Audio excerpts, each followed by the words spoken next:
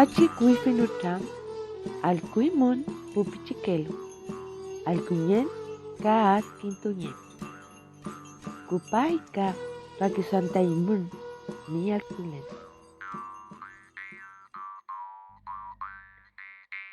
Kuifinucham, Tren Filu, Kai Filu, Engu. Relato antiguo. La serpiente Tren y la serpiente Kai.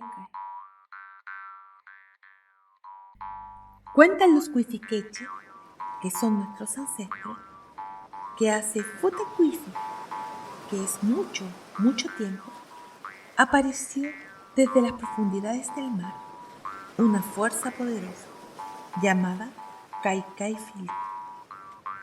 Esta serpiente era dueña de las aguas del Lafken, que es el mar.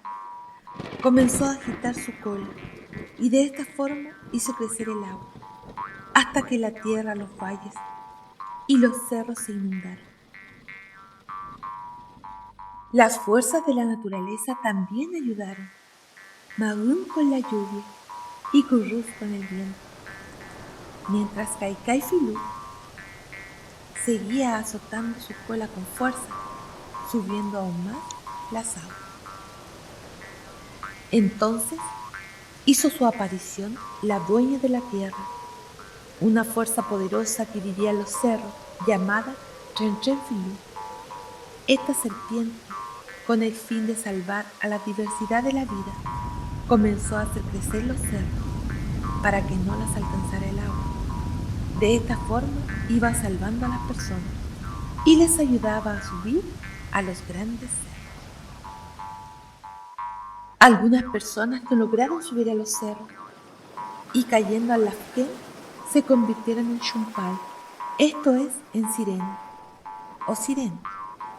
Otras que cayeron se convirtieron en Shalwa, que son peces, y en otros seres del Lafken. Este Weichan Subu, pelea o lucha, se extendió por mucho tiempo. Sin embargo, Chen pudo vencer a Kai y entonces el mar comenzó a retirarse.